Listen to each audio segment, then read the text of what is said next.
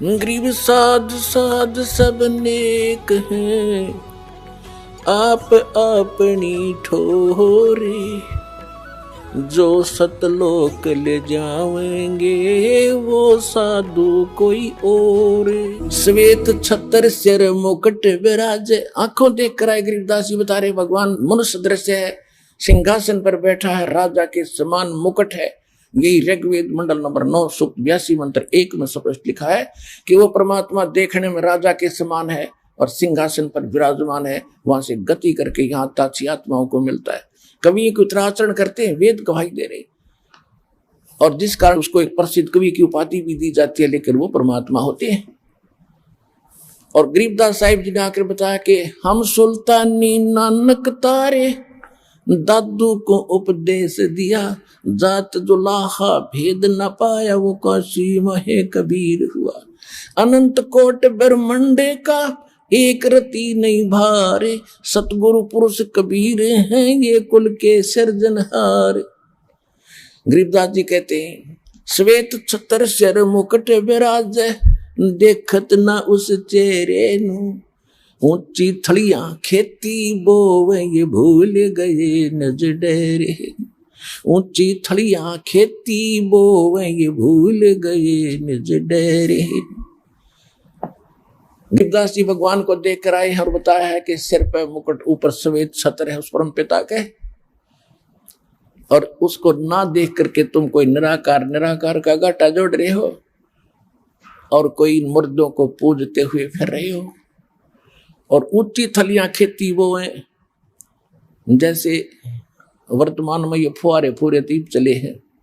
पहले उस समय जब ये परमात्मा का ज्ञान गरीबदास जी को प्राप्त हुआ, उस समय समझाते हुए कहा है कि जैसे एक डहर स्थान अक्षेत्र होता जमीन का डहर, और एक होती है थड़ी ऊंचे टीले, वर्षा पर आधारित था सारा कृषि जो है सिस्टम।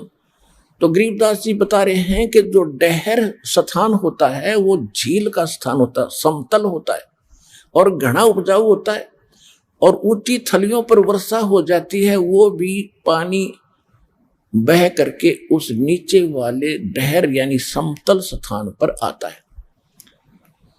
और जो ऊपर उन टिब्बों पर, थलियों पर, ऊंचे स्थानों पर, डूंगर पर जो खेती करते हैं, वर्षा होगी कभी तो वो मुश्किल से 1 एकड़ में 2 मन दाने होते हो तो होना भी हो।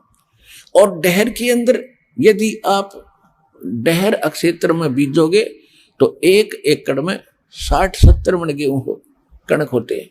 तो क्या बताना चाहते हैं कि जो साधना आप कर रहे हो, इन आन उपासना करके तीर्थ व्रतों पर जाते हो, श्राद्ध करते हो, देवी देवताओं की पूजा करते हो, और ये तो है समझ ले थड़ियों पर बीज बो रखा तुमने, वहां भूखे मरोगे, वहां से कोई उपलब्धि नहीं होगी। और आपका अपना जो वास्तविक फील्ड है डहर, जो आपका असली भगवान है, जो 1 एकड़ में 60 मन 70 मन कणक आपको देगा, धनी बना देगा, उसको भूल गए, यानी उस परम पिता कबीर भगवान को भूलकर इन आन उपासना करके आप उस थड़ियों पर बीज बोने वाले किसान की तरह एक कंगाल हो गए जो अपने ही डहर को भूले बैठा है। तो गरीबदास जी ने आके वो डहर याद दिलाई, अनंत कोट ब्रह्मांड का एक रति नहीं भारे, सतगुरु पुरुष कबीर हैं ये कुल के सिरजनहारे। तो यहाँ क्या बता रहे हैं, श्वेत छत्र सिर मुकुट विराज, देखत ना उस चेहरे नु, ऊंची थड़ियां खेती बोवे ये भूल गए निज डेरे नु। फिर क्या बताते हैं,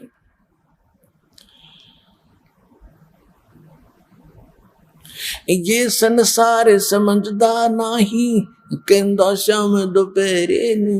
ओए होए, कि ये संसार भोली आत्मा यथार्थ उस सच्चे सुख सथल सतलोक को भूल के इस काल के लोक में,